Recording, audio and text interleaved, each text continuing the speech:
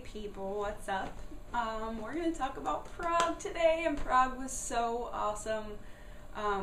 It was just a really, really beautiful city, but it was really artsy and quirky and cool at the same time, and we didn't do a whole lot there other than just walk around and gaze at the awesomeness. So let's see, where we were last was Vienna, and I was trying to maximize our amount of time in the places that we were only going to be in for like 2 nights, like daytime time.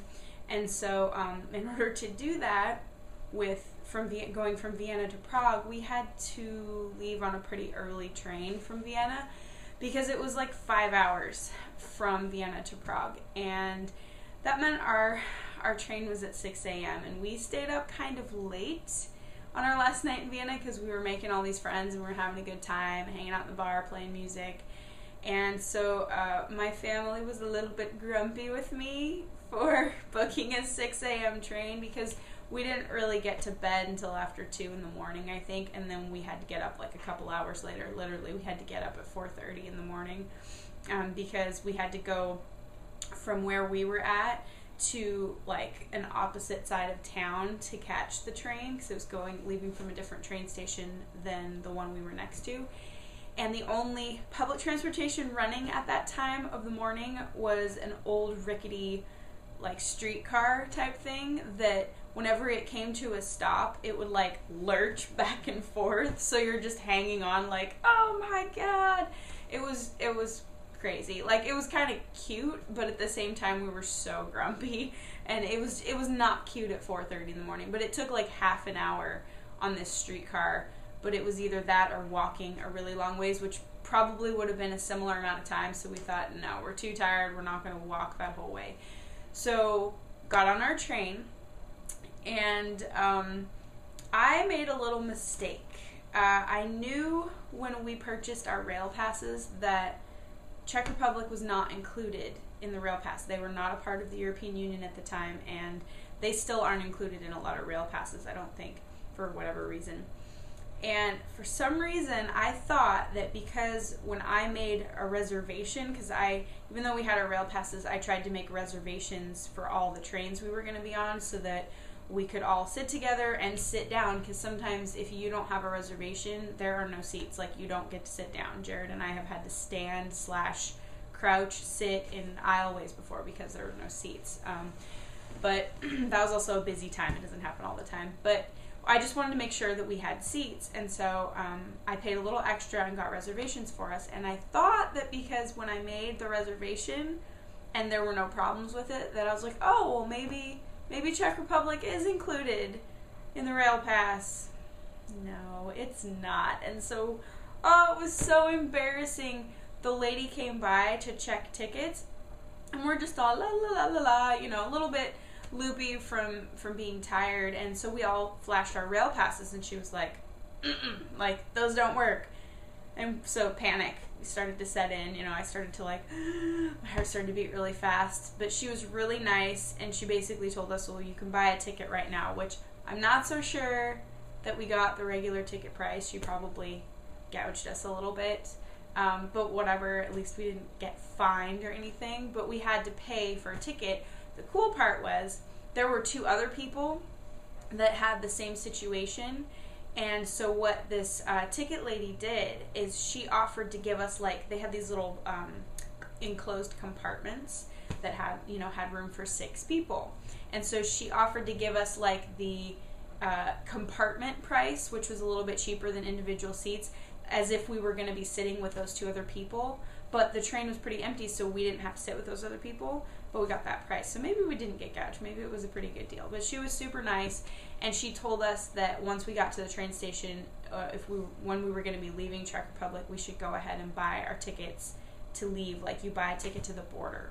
And so that's what we did. When we got to the train station in Prague, we immediately went to the ticket counter and we bought our departing ticket for a couple days later to whatever the border station was right at Germany, because we were going to Berlin after that. And then it was done, and then we didn't have to worry about it anymore. Czech Republic had its own currency at that time. I don't know if they're on the euro now. I haven't checked. I haven't paid attention. I haven't checked. Dorky pun. Okay, so we had to go to the ATM and get check money out, and it was like, it wasn't as steep as the Hungarian forint. It wasn't like as big a difference, so it was about 25 Czech crowns to the dollar, I think. But still, when we had to get out a different kind of currency, we didn't want to get out, you know, just way too much, because when you exchange it back, you lose a lot. So we tried to get out just as much as we thought we would need for like the hostel and, you know, just a little bit of spending money, whatever. And I had just enough. I like set aside, you know, like bus fare for when we were going to be coming back, whatever. I just didn't want to, I didn't want to have to get more money out, because when you go to an ATM, you can't just take out like $5. You have to take out like a pretty big amount, and we didn't need that much. So anyway, we had a little bit of a rough time finding our hostel. Big surprise. That seemed to happen to us a lot. This one, I don't remember if it had bad directions or not, but we just could not figure out what we were doing. I mean, it was one of those situations where our stop that we got off on, like whatever our metro stop was after we left the train station, it was a confusing intersection. It wasn't like a square, you know, with like grid streets. It was one of those like streets everywhere. So we just could not figure it out. I think we were literally walking in circles, like trying to figure out what to do. We finally found this girl, and we asked her if she spoke English, first of all, and she's like, yeah. You know, because I think we were all pretty strange looking at that point, because we were tired and we were kind of grumpy from walking around in circles. And we asked her for help, you know, do you know where this is? And she's like, I think I do. You can follow me, because I'm going that way. So we followed this girl, you know, trot behind her, and it really wasn't that hard to find. It wasn't super close, but we kind of felt dumb after that. I think we were tired. We were delirious. But our hostel was so awesome. It was called Elf Hostel. If you guys ever want to stay in Prague, Elf Hostel is amazing. It's not right in like the city center, but it's super cool. There were these super steep stairs to, I don't know why I keep doing this. There were super steep stairs that we had to walk up to get to the entrance, but it's like 3 levels, and so you're seeing like all the levels of the hostels you're walking up. Like the front desk is at the top floor, and there's this big deck with all these picnic tables outside and beautiful trees hanging over. It was just super awesome. There was really cool like artistic graffiti all over the walls, and then they had down where the computers were, or like the main, you know, computer area for you to use the internet. All the walls were like up for doodling, basically. So you could just sit down there and, you know, leave your mark on the wall. You can draw whatever. And so it was really fun to just sit there and read all of what people were saying. It was really, really nifty. We sat down there and read a lot of those walls, because there were 2 jerky girls that were hogging the computers the entire time we were there. They were actually planning a trip on the hostel computers, and the hostel had like 4 computers, but only 2 of them were working. And so there were actually lines of like at least 6 or 7 people waiting to use each of those computers, and those girls were just like la la la la la, and they were with each other. They were like planning their next trip. So there's a little hint right there. If you go to a hostel and it has free internet, be nice and share. Some hostels have time limits on their internet, which is kind of annoying, because you'll be on, you know, your email or whatever, and it'll just like log you out. Your time is up, and you actually have to wait, and you're not able to log in again for a certain amount of time. But just be nice, share the internet. Don't plan an entire trip if there's 6 or 7 people sitting there like tapping their foot waiting for you. It's super rude. But we still liked the hostel. It was really cool. My brother really loved the hostel too. There's some pretty awesome pictures of us looking happy. They had some really good Czech beer for sale in the hostel, which Jared spent our bus money on it while I was in the shower. He didn't know it was our bus money, and I didn't know he was going to spend our bus money. So I was a little bit mad when we went to go take the bus to leave Prague, and I didn't have the bus fare, but we figured it out. But we just kind of, we got a little bit of a, well, it wasn't a late start. We got to Prague at like 11 in the morning. So we just, when we got to the hostel, we got settled. We all took showers. We went shopping. Of course we went shopping. We went to the grocery store. Cooked an awesome dinner. And we met some really cool people in our hostel. And one of them was this older guy that was, you know, a world traveler. And he was probably in like his 60s, I think. All ages stay at the hostels. And he was just super nice, and he was offering us all these tips on how to see Prague. And he said, you really need to see it at nighttime. You really need to go see the castle and see everything lit up, and the Wenceslas Square and everything is just really, really beautiful at night. So we were like, cool, we're here kind of late, so why don't we just do that?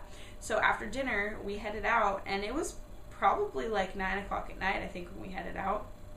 And we just strolled around. It was so beautiful. It was so beautiful.